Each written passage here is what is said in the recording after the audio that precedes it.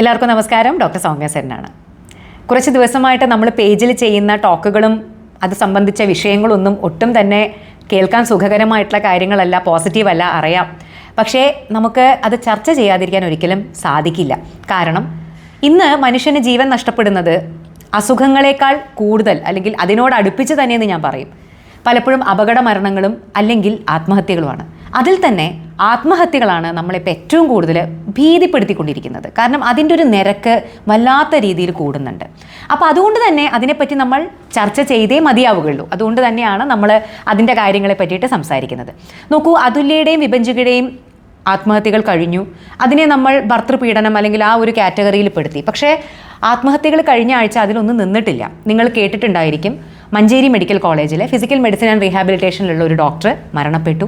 ഇവിടെ അബുദാബിയിൽ എനിക്ക് പേഴ്സണലി അറിയുന്ന ഡോക്ടറായിരുന്നു, മരണപ്പെട്ടു. ഇതിപ്പോൾ നമ്മൾ കേട്ട അല്ലെങ്കിൽ കൂടുതൽ പേര് അറിഞ്ഞ മരണങ്ങൾ. ഇതല്ലാതെ പോസ്റ്റ് ഗ്രാജുവേഷൻ ചെയ്യുന്ന 1-2 ഡോക്ടർമാർ ഈ ജൂലൈ ഈ മാസം തന്നെ ഞാൻ ഒരു 5 ഡോക്ടർമാരുടെ മരണം ഈ ജൂലൈ മാസം മാത്രം കേട്ടു. ഇത് നമ്മൾ അറിയുന്ന മരണങ്ങളാണ്. അറിയാത്ത മരണങ്ങൾ എത്രയോ നടക്കുന്നു, അല്ലേ? അപ്പോൾ ഞാനൊരു ഡോക്ടർ ആയതുകൊണ്ട് തന്നെ ഇങ്ങനെയുള്ള മരണങ്ങൾ നമ്മൾ കൂടുതലായിട്ട് അറിയും. അപ്പോൾ 5 ഡോക്ടർമാരുടെ മരണം ഞാൻ കേട്ടു. ഒന്നും സ്വാഭാവിക മരണങ്ങളാണെന്ന് തോന്നുന്നില്ല, എല്ലാം അസ്വാഭാവിക മരണങ്ങളാണ്. സോ നമ്മളിങ്ങനത്തെ ഒരു കാര്യം കേൾക്കുന്ന സമയത്തെ നമ്മുടെ മനസ്സിലേക്ക് പെട്ടെന്ന് വരിക എന്ന് പറഞ്ഞു കഴിഞ്ഞാൽ, ഇവരൊക്കെ എന്തിനങ്ങനെ ചെയ്യുന്നത്? ഇവർക്കൊക്കെ എന്തിൻ്റെ കുറവായിരുന്നു? ഇവർക്ക് നല്ലൊരു ജോലിയുണ്ട്, വരുമാനമുണ്ട്, കാറുണ്ട്, വീടുണ്ട്, ഇപ്പോൾ സൊസൈറ്റിയിൽ വെച്ച് നോക്കുകയാണെങ്കിൽ ഒരു സ്ഥാനമുണ്ട്. ഇതൊക്കെ ഉണ്ടായിട്ടും എന്തിനാണ് ഇങ്ങനത്തെ കടുങ്കൈ ചെയ്യുന്നതെന്ന് സ്വാഭാവികമായിട്ടും നമ്മുടെയൊക്കെ മനസ്സിലൊരു ചോദ്യം വരും, അല്ലേ? അപ്പോൾ നമ്മൾ എന്താ മനസ്സിലാക്കേണ്ടത്? ഇവർക്കൊക്കെ ഈ പറയുന്ന നമ്മൾ ജീവിതത്തിൽ ആവശ്യമായ എന്ന് നമ്മൾ പറയാറല്ലോ, ഈ ആവശ്യമായ ഇപ്പോൾ പൊതുജനത്തിന് അല്ലെങ്കിൽ സൊസൈറ്റിക്ക് ഒരു നല്ല ജീവിതത്തിന് ആവശ്യമായത് എന്തൊക്കെ വേണമെന്നാണോ നമ്മുടെ സൊസൈറ്റി വിശ്വസിച്ച് വെച്ചിരിക്കുന്നത്, അല്ലെങ്കിൽ നമ്മളൊക്കെ കരുതുന്നത്, അതൊക്കെ ഈ പറയുന്ന ആളുകൾക്ക്, ഈ മരണപ്പെട്ട ആളുകൾക്ക് ഉണ്ടായിരുന്നു. എന്നിട്ടും അവർ ഒരു ആത്മഹത്യയിലേക്ക് എത്തിപ്പെട്ടു. അപ്പോൾ നമ്മൾ മനസ്സിലാക്കേണ്ടത് ഇതാണല്ലോ, ഇത് മാത്രമൊന്നും പോരാ. ജീവിതത്തിൽ വേറെ എന്തൊക്കെയോ അവർക്ക് ലാക്ക് ചെയ്തിരുന്നു. അവരുടെ ജീവിതത്തിൽ എന്തൊക്കെയോ ഇല്ലാതിരുന്നു.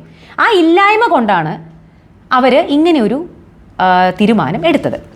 അപ്പോൾ നമ്മളീ പറയുന്ന ജോലി വേണം, പൈസ വേണം, സമൂഹത്തിൽ നല്ലൊരു സ്ഥാനം വേണം, വീട് വേണം, കാറ് വേണം, ഇതൊക്കെ നല്ലൊരു ജീവിതത്തിൽ ഇതൊക്കെ ആവശ്യമാണ്, അല്ല എന്നല്ല ഞാൻ പറയുന്നത്. പക്ഷേ ഇത് മാത്രം പോരാ. ഇവർക്കൊക്കെ എന്തോ ഒരു വേറെ പ്രശ്നങ്ങൾ അവരുടെ ജീവിതത്തിൽ ഉണ്ടായിരുന്നു. ഫോർ എക്സാമ്പിൾ എന്തായാലും ഉണ്ടായിരുന്നു. അതുകൊണ്ടാവണമല്ലോ അവരങ്ങനെ ഒരു തീരുമാനം എടുത്തിട്ടുണ്ടാവുക, അല്ലേ? സിമ്പിൾ. അപ്പോൾ ഞാൻ ഇന്ന് അതുതന്നെയാണ് നിങ്ങളുമായിട്ട് സംസാരിക്കാൻ ആഗ്രഹിക്കുന്നത്. കാരണം നമ്മൾ ഈ കരുതുന്ന കാര്യങ്ങൾ, നമ്മൾ വേണമെന്ന് വിചാരിക്കുന്ന കാര്യങ്ങൾ മാത്രം ഉണ്ടെങ്കിൽ ഒരു മനുഷ്യന് സന്തോഷമായിട്ട് ജീവിക്കാൻ സാധിക്കൂ എന്നുള്ളതാണ്. അല്ല, നോക്കൂ, നമ്മൾ പല അസുഖങ്ങൾ കൊണ്ട് നമ്മൾ മരിക്കുന്നുണ്ട്, അല്ലേ? ചിലപ്പോൾ ന്യൂമോണിയ വന്ന് മരിക്കുന്നുണ്ട്, ഹാർട്ട് അറ്റാക്ക് വന്ന് മരിക്കുന്നുണ്ട്, സ്ട്രോക്ക് വന്ന് മരിക്കുന്നുണ്ട്. ഇതൊന്നും പലപ്പോഴും നമ്മുടെ കയ്യിലുള്ള കാര്യങ്ങളല്ല. പക്ഷേ നല്ലൊരു ശതമാനം ആളുകളും വിഷാദ രോഗം കൊണ്ട് മരിക്കുന്നുണ്ട്. ഇപ്പോൾ നമ്മളീ കാണുന്ന, ഞാൻ ഡോക്ടർമാർന്ന് മാത്രമൊന്നും പറയുന്നില്ല, നമ്മൾ ജീവിതത്തിൽ നല്ല പൊസിഷനിലിരിക്കുന്ന നല്ല സാമ്പത്തിക ശേഷിയുള്ള ആളുകൾ ആത്മഹത്യ ചെയ്യുന്നുണ്ട്.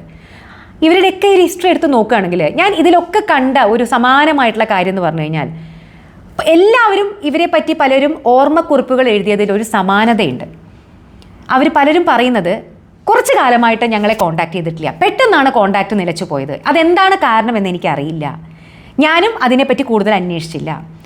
കൃത്യമായി മുണ്ടിക്കൊണ്ടിരുന്നിരുന്ന, എന്നും സംസാരിച്ചു കൊണ്ടിരുന്നിരുന്ന ഒരാൾ പെട്ടെന്ന് എന്താണ് കാരണമെന്നറിയാതെ സംസാരം നിർത്തുന്നു, ചാറ്റിംഗ്, പിന്നെ ഞാനുമായിട്ട് കോൺടാക്റ്റ് ഉണ്ടായിരുന്നില്ല. ഇങ്ങനൊരു വാചകം പലരുടെയും ഓർമ്മക്കുറിപ്പുകളിൽ, 1-2 ആളുകളുടെ അല്ല, പലരുടെയും ഓർമ്മക്കുറിപ്പുകളിൽ ഞാൻ കോമൺ ആയിട്ട് കണ്ടു. അപ്പോൾ അതിൻ്റെ അർത്ഥം ഇവരെല്ലാവരും എന്തോ ഒരു മാനസിക ബുദ്ധിമുട്ട് അനുഭവിച്ചിരുന്നു എന്നുള്ളത് തന്നെയാണ്. അതെല്ലാവർക്കും ഡിപ്രഷനായിരുന്നോ വിഷാദരോഗമായിരുന്നോ എന്ന് എനിക്കറിയില്ല. പക്ഷേ ഈ ഒരു വാചകം എന്നെ വല്ലാതെ സ്ട്രൈക്ക് ചെയ്തു. അപ്പോൾ ഞാൻ ഇന്ന് നിങ്ങളോട് സംസാരിക്കുന്നത് ഈ വിഷാദരോഗം, ഞാൻ പറഞ്ഞല്ലോ, സ്ട്രോക്ക് പോലെ, ന്യൂമോണിയ പോലെ, അറ്റാക്ക് പോലെ നമ്മുടെ മനസ്സിനെ ബാധിക്കുന്ന ഒരു രോഗമാണ്. അപ്പോൾ അങ്ങനെയുള്ള രോഗങ്ങളുള്ള ആളുകൾക്ക് ഇത്തരത്തിലുള്ള ചില ഇമ്പൾസീവായിട്ടുള്ള തീരുമാനങ്ങളിലേക്ക് അവർ പോവാം. അപ്പോൾ പലപ്പോഴും നമ്മൾ ചെയ്യുന്ന ഒരു പ്രശ്നമെന്ന് പറയുന്നത്, ഞാൻ ഇതുമായി ബന്ധപ്പെട്ടിട്ട് ഞാൻ എപ്പോഴും പറയുന്നതാണ്, മാനസിക ആരോഗ്യം എന്ന് പറയുന്നത് നമ്മുടെ ബാക്കി ഏതൊരു അവയവത്തിൻ്റെ, നമ്മുടെ ലിവറിൻ്റെ ആരോഗ്യം പോലെ, നമ്മുടെ കിഡ്നികളുടെ ആരോഗ്യം പോലെ, നമ്മുടെ ഹാർട്ടിൻ്റെ ആരോഗ്യം പോലെ, നമ്മുടെ മനസ്സിൻ്റെ ആരോഗ്യം എന്ന് പറയുന്നതും വളരെ ഇമ്പോർട്ടൻ്റ് ആയിട്ടുള്ള കാര്യമാണ്. നമ്മൾ പലപ്പോഴും അതിന് കാര്യമായിട്ടുള്ള ഒരു വില കൊടുക്കാറില്ല. ഇനി മാനസികാരോഗ്യം പ്രശ്നമാണെന്ന് അറിഞ്ഞാൽ പോലും നമ്മൾ പലപ്പോഴും ഒരു സൈക്യാട്രിസ്റ്റിൻ്റെയോ സൈക്കോളജിസ്റ്റിൻ്റെയോ സഹായം തേടാൻ ഇന്നും നമ്മൾ മടിക്കുന്നുണ്ട്. എനിക്കറിയുന്ന ഒരു ഡോക്ടർ ഒരു അനുഭവക്കുറിപ്പ് എഴുതിയതാണ്. അദ്ദേഹത്തിന് അറിയുന്ന നഴ്സിംഗ് സൂപ്രണ്ടായിട്ടുള്ള ഒരു സ്ത്രീ, അവരുടെ മകന് ഇങ്ങനെ ഒരു ബുദ്ധിമുട്ട് വന്നു. നഴ്സിംഗ് സൂപ്രണ്ടാണെന്ന് ആലോചിക്കണം. അപ്പോൾ ഇതിനെപ്പറ്റിയിട്ടൊക്കെ കൃത്യമായിട്ടുള്ള അവബോധമുള്ള ഒരാളാണ്. അപ്പോൾ ഒരു മാനസിക ബുദ്ധിമുട്ട് വന്നപ്പോൾ ആ ലേഡി പോലും ഒരു സൈക്യാട്രിസ്റ്റിനെ കാണാൻ മടിച്ചു. അവർ പറഞ്ഞത് എന്താ അത്ര അറിയോ, ഞാനൊരു ന്യൂറോളജിസ്റ്റിനെ കൊണ്ടേ കാണിക്കാം, എനിക്ക് കുഴപ്പമില്ല, പക്ഷേ സൈക്യാട്രിസ്റ്റിൻ്റെ അടുത്തേക്ക് ഞാൻ പോവില്ല. കാരണം ന്യൂറോളജിസ്റ്റ് എന്ന് പറഞ്ഞു കഴിഞ്ഞാൽ നാട്ടുകാർ കണ്ടാലും കുഴപ്പമൊന്നും പറയില്ല. സൈക്യാട്രിസ്റ്റിൻ്റെ അടുത്ത് പോയി എന്ന് അറിയുന്ന ആരെങ്കിലും കണ്ടു കഴിഞ്ഞാൽ എന്താ പറയുക, മകനെ ഭ്രാന്താണെന്ന് പറയും, അല്ലെങ്കിൽ അങ്ങനെ എന്തെങ്കിലും പറഞ്ഞു പരത്തും. അപ്പോൾ ഇന്നും നമ്മുടെ ഇടയിൽ പേടിയാണ് സൈക്യാട്രിസ്റ്റിനെയും സൈക്കോളജിസ്റ്റിനെയും കാണാൻ. ഇന്നും അവർ ഭ്രാന്തിൻ്റെ ഡോക്ടറായിട്ടാണ് നമ്മൾ കാണുന്നത്. അവരടുത്ത് പോയി കഴിഞ്ഞാൽ മാനസിക പ്രശ്നമുണ്ട്, ഭ്രാന്തനാണ് എന്നുള്ളതാണ് നമ്മൾ വിധിക്കുന്ന വിധി, നമ്മുടെ സമൂഹം. അപ്പോൾ അതുകൊണ്ട് തന്നെയാണ് പലരും ഈ മാനസിക ബുദ്ധിമുട്ടുകൾ ഉണ്ടായിട്ട് പോലും അതിന് പ്രോപ്പറായിട്ടുള്ള ചികിത്സ, അത് പലരും ഞാൻ പറയുന്നത് അഭ്യസ്തവിദ്യരായിട്ടുള്ള മെഡിക്കൽ നോളജുള്ള ആളുകൾ പോലും അതിന് മടിക്കുന്നു. അപ്പോൾ സാധാരണ മനുഷ്യരെ കുറ്റം പറയാൻ നമുക്ക് സാധിക്കില്ല. അപ്പോൾ എന്താ വേണ്ടത്, ഇതിനെ പറ്റിയിട്ടുള്ള അവബോധമാണ് നമ്മൾ കൂടുതലായിട്ട് കൊടുക്കേണ്ടത്. നോക്കൂ, വിഷാദ രോഗം എന്ന് പറയുന്നത് നമ്മുടെ മനസ്സിന്, നമുക്ക് ബാക്കിയുള്ള ഏത് അവയവങ്ങൾക്കുണ്ടാവുന്ന രോഗം പോലെ തന്നെ ഒരു മാനസിക രോഗമാണ്. ഇന്ന് നമുക്കിടയിൽ വളരെയധികം നമ്മൾ വിചാരിക്കുന്നതിനേക്കാളൊക്കെ എത്രയോ ഇരട്ടി ആളുകൾക്ക് ഈ ഡിപ്രഷൻ അഥവാ വിഷാദ രോഗമുണ്ട്. ഇതിൽ നിങ്ങൾക്ക് എന്ത് തന്നെ ഉണ്ടെങ്കിലും, ഇപ്പം നമ്മൾ ഈ പറയുന്ന ജോലി, പണം, കാറ്, വീട്, കുടുംബം, ഇതൊക്കെ ഉണ്ടെങ്കിലും അവർ ചിന്തിക്കുന്നത് അവർ ഒരു തോൽവിയാണ് എന്നാണ്. അവരുടെ ജീവിതം ഒരു തോൽവിയാണെന്നാണ് അവർ സ്വയം കരുതുന്നത്. ഇത് നിങ്ങൾക്ക് ഇതൊക്കെ ഉണ്ടല്ലോ എന്ന് പറഞ്ഞിട്ട് കാര്യമില്ല, അത് തോന്നുന്നത് നിങ്ങൾക്കാണ്. പക്ഷെ അവർക്ക് സ്വയം തോന്നുന്നത് ഞാൻ ജീവിതത്തിൽ വലിയൊരു പരാജയമാണ്, എനിക്ക് എന്നെക്കൊണ്ട് എന്തിനാണ് കഴിയുക, ഞാൻ വെറും ഒരു ഫെയിലിയറാണ്, എനിക്ക് എൻ്റെ ജീവിതത്തിൽ ഒന്നും സമ്പാദിക്കാൻ സാധിച്ചില്ല, എൻ്റെ ജീവിതത്തിൽ ഒരു തരത്തിലുള്ള നേട്ടങ്ങളും ഇല്ല, ഞാൻ എന്തിനാണ് ജീവിക്കുന്നത്, I M A utter failure എന്നുള്ളൊരു ചിന്തയാണ് അവരുടെ മനസ്സിനെ ഭരിക്കുന്നത്. അവരുടെ ചിന്തകളെ ഭരിക്കുന്നത് തന്നെ ഇങ്ങനെയൊരു ചിന്തയാണ്. അങ്ങനെയുള്ള ആളോടാണ് നമ്മൾ നിങ്ങൾക്ക് കാറില്ലേ, വീടില്ലേ, പണമില്ലേ എന്നൊക്കെ പറയുന്നത്. സോ ആ ഒരു ചോദ്യത്തിന് തന്നെ യാതൊരു അർത്ഥമില്ല. പിന്നെ നമ്മൾ പറയുന്ന കാര്യമാണ് ഇതൊക്കെ ജസ്റ്റ് ഒരു മൂഡ് ഓഫ് ആണെന്നേ. ഇങ്ങനെയുള്ള കാര്യങ്ങൾ ഇപ്പോൾ മാനസികമായിട്ട് എനിക്ക് ഇങ്ങനെയൊക്കെ തോന്നുന്നു, എനിക്ക് ഒട്ടും തന്നെ ഒരു ഉഷാറ് തോന്നുന്നില്ല. ഇവരുടെ ഒരു രീതി എന്ന് പറഞ്ഞു കഴിഞ്ഞാൽ ഇവർക്ക് ദൈനംദിനമായിട്ടുള്ള കാര്യങ്ങൾ ചെയ്യാൻ തോന്നില്ല. അതായത് രാവിലെ എണീറ്റ് പലപ്പോഴും ഒന്ന് പല്ല് തേക്കാനോ കുളിക്കാനോ ഒന്ന് റെഡി ആവാനോ ജോലിക്ക് പോവാനോ തന്നെ ഇവർക്ക് ബുദ്ധിമുട്ടായിരിക്കും. ഇവർക്ക് രാവിലെ പലപ്പോഴും ആ ഒരു കിടക്കയിൽ നിന്ന് രാവിലെ എഴുന്നേൽക്കാൻ തന്നെ ഇവർക്ക് വലിയ ബുദ്ധിമുട്ടുണ്ടായിരിക്കും. കാരണം അവർക്ക് ആ ഒരു ഡ്രൈവ് ഉണ്ടാവില്ല. പിന്നെ ഇനി അങ്ങനെയൊക്കെ അവർ ചെയ്താൽ തന്നെ അവർക്ക് ഒന്നിലൊരു ഉഷാറുണ്ടാവില്ല, ഒന്നിലൊരു സന്തോഷം ഉണ്ടാവില്ല. ഇപ്പോൾ ജോലിയാണെങ്കിൽ തന്നെ അവർ ആർക്കോ വേണ്ടി ചെയ്യുന്ന പോലെ ചെയ്യും. അവർക്ക് അവരുടെ ജോലി എൻജോയ് ചെയ്യാൻ സാധിക്കുന്നുണ്ടായിരിക്കില്ല, ഒട്ടും തന്നെ ആസ്വദിക്കാതെ ആയിരിക്കും അവരിങ്ങനെ ഒരു മെഷീനെ പോലെ ചെയ്യും. പിന്നെ ഒന്നിലും അവർക്കൊരു താല്പര്യം ഉണ്ടാവില്ല, എല്ലാത്തിൽ നിന്നിങ്ങനെ ഉൾവലിഞ്ഞ്. അതായത് ഇപ്പോൾ ഞാൻ പറഞ്ഞല്ലോ, എല്ലാവരുടെ ഓർമ്മക്കുറിപ്പിലും ഞാൻ കണ്ടൊരു വാചകം, പെട്ടെന്ന് അവരെല്ലാം കട്ട് ഓഫ് ആവും. അതായത് അവർക്കുണ്ടായിരുന്ന സോഷ്യൽ റിലേഷൻഷിപ്പിൽ നിന്ന്, അവർക്കുണ്ടായിരുന്ന ഫ്രണ്ട്ഷിപ്പുകളിൽ നിന്ന് എല്ലാം അവർ ഒരു കാരണവുമില്ലാതെ അവർ ഉൾവലിയും. അപ്പോൾ ഇതെന്താണ് ഉൾവലിയുന്നതെന്ന് ചോദിച്ചിട്ട് നമ്മൾ അന്വേഷിച്ച് ചെന്നാലല്ലേ കാര്യങ്ങൾ മനസ്സിലാവൂ. അവരത് ആരോടൊന്നും വിസ്തരിക്കാനൊന്നും നിൽക്കില്ല. അവർക്ക് തോന്നുന്നുണ്ടാവില്ല, അവർക്ക് ആരോടും സംസാരിക്കാൻ തോന്നുന്നുണ്ടാവില്ല, അവർക്ക് ആരോടും ഈ കാര്യങ്ങൾ ഷെയർ ചെയ്യാൻ തോന്നുന്നുണ്ടാവില്ല. അപ്പോൾ അവരെന്താ ചെയ്യുക, എല്ലാവരും പറയുന്ന പോലെ പെട്ടെന്ന് ഒരു ദിവസം കുറച്ച് കാലമായിട്ട് എന്താണെന്ന് എനിക്കും അറിയില്ല, കുറച്ച് കാലമായിട്ട് എന്നെ കോൺടാക്ട് ചെയ്യാറില്ല. ഇതായിരിക്കും ഒരു കോമൺ ഫാക്ടർ. ഇത് എല്ലാവരുടെ അടുത്തും മാക്സിമം അവർ ഉൾവലിഞ്ഞ് ഒരു ആമയെ പോലെ അങ്ങനെ തോടിൻ്റെ ഉള്ളിൽ ഉൾവലിഞ്ഞ് നിൽക്കും. പിന്നെ ഈ പറഞ്ഞ പോലെ വെർത്ത്ലെസ്നെസ്, ഫീലിംഗ് ഓഫ് വെർത്ത്ലെസ്നെസ്, അതായത് ഒരു വിലയുമില്ല, സ്വന്തം ജീവിതം കൊണ്ട് ഒരു കാര്യമില്ല എന്ന് അവർക്ക് തോന്നിത്തുടങ്ങും. അപ്പോൾ പിന്നെ പെട്ടെന്ന് ഇമോഷണൽ ഇൻസ്റ്റെബിലിറ്റി, അവർ പെട്ടെന്ന് ബേഴ്സ്റ്റ് ഔട്ട് ചെയ്യും, പെട്ടെന്ന് അവർ ചൂടാവും, പെട്ടെന്ന് കരയും. അങ്ങനെ അവർക്ക് അവരുടെ വികാരങ്ങളെ കൺട്രോൾ ചെയ്യാൻ പറ്റാതെയാവും. അപ്പോൾ ഇങ്ങനെ പല അതായത് ഒരു വികാരങ്ങളുടെ തള്ളിച്ചയിലായിരിക്കും അവർ ജീവിക്കുന്നുണ്ടാവുക. അപ്പോൾ പലരും ഇതൊക്കെ ഷെയർ ചെയ്യുന്നത്, ഇനിയിപ്പോൾ അവർ വളരെയധികം ഒരു വിൽ പവർ എടുത്തത് നിങ്ങളൊരു ഫ്രണ്ടാണ്, നിങ്ങളോട് ഇത് ഷെയർ ചെയ്യുന്നു എന്ന് വെക്കുക, എനിക്ക് ഇങ്ങനെയൊക്കെ തോന്നുന്നുണ്ട്, എന്താണെന്നറിയില്ല, എനിക്ക് യാതൊന്നും ചെയ്യാൻ തോന്നുന്നില്ല, എനിക്ക് ഭയങ്കര വെർത്ത്ലെസ്നെസ് ഫീൽ ചെയ്യുന്നു, ഞാൻ ഭയങ്കര ഡൗൺ ആണ്, എനിക്ക് എന്താണെന്നറിയില്ല, എനിക്ക് ഒന്നിനും ഒരു ഉഷാറ് തോന്നുന്നില്ല എന്നൊക്കെ പറയുമ്പോൾ പലപ്പോഴും നമ്മളെന്താ ചെയ്യുക, എടാ ഇതൊക്കെ ഒരു മൂഡ് ഓഫ് ആണ്, നീ ഒരു ട്രിപ്പ് പോയിട്ട് വാ, അല്ലെങ്കിൽ നീ നല്ലൊരു പാട്ട് കേൾക്കുക, അല്ലെങ്കിൽ നീ ഒരു സിനിമയ്ക്ക് പോ, നീ ഒന്ന് പുറത്ത് ചുറ്റാൻ പോ.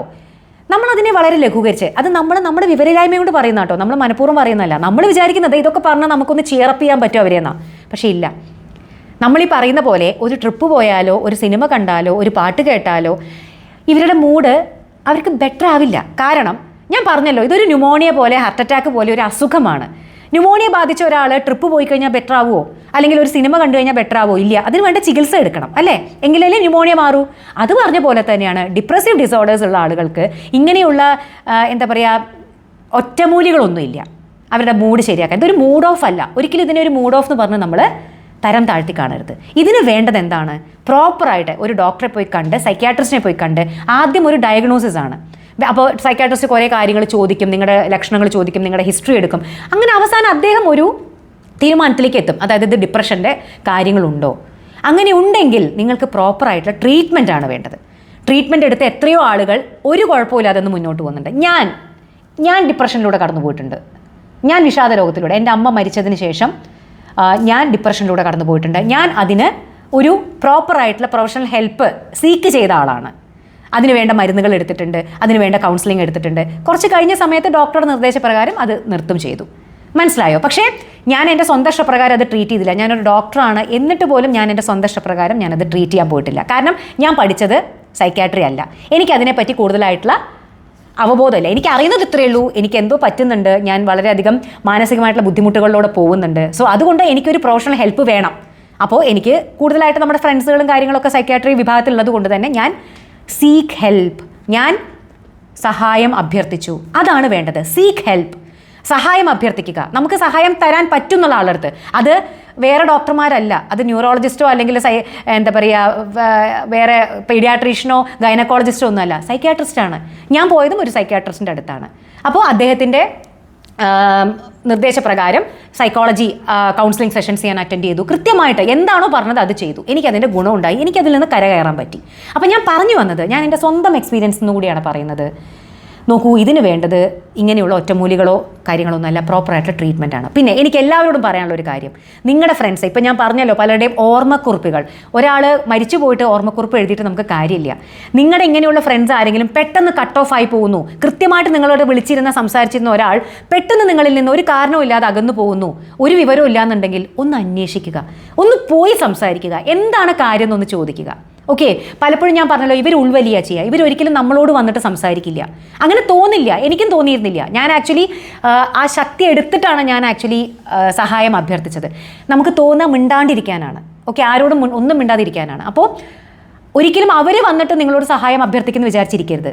ഇങ്ങനെ ആരെങ്കിലും നിങ്ങളോട് കുറച്ചു കാലമായിട്ട് മിണ്ടുന്നില്ലെങ്കിൽ പ്ലീസ്, നമ്മുടെ ഫ്രണ്ടല്ലേ, നമ്മുടെ മകനല്ലേ, നമ്മുടെ മകളല്ലേ, നമ്മുടെ ഏട്ടനല്ലേ, നമ്മുടെ ചേച്ചിയല്ലേ, അപ്പോൾ ഇങ്ങനെ ആരെങ്കിലും ഉണ്ടെങ്കിൽ അങ്ങോട്ട് പോയി നേരിട്ട് പോയി എന്താ പ്രശ്നം എന്നൊന്ന് അന്വേഷിക്കുക. ചിലപ്പോൾ നിങ്ങളോട് അവർ ഓപ്പൺ അപ്പ് ചെയ്യുമായിരിക്കും, നിങ്ങൾക്ക് അവരെ സഹായിക്കാൻ സാധിക്കുമായിരിക്കും. ഓക്കെ, അപ്പോൾ എനിക്ക് എല്ലാവരോടും പറയാനുള്ളത്, നിങ്ങൾക്ക് ആർക്കെങ്കിലും ഞാൻ ഈ പറയുന്ന പോലെയുള്ള ലക്ഷണങ്ങൾ അല്ലെങ്കിൽ അങ്ങനെയുള്ള ചിന്തകൾ വരുന്നുണ്ടെങ്കിൽ please, you are in trouble, നിങ്ങളൊരു പ്രശ്നത്തിലാണ്. അതാദ്യം മനസ്സിലാക്കണം.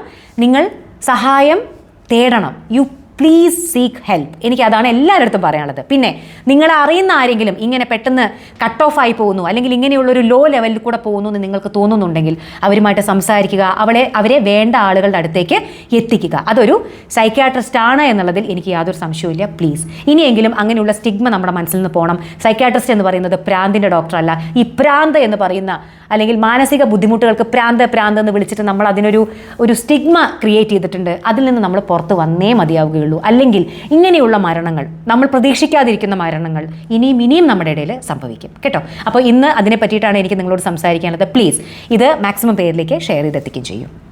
ബൈ.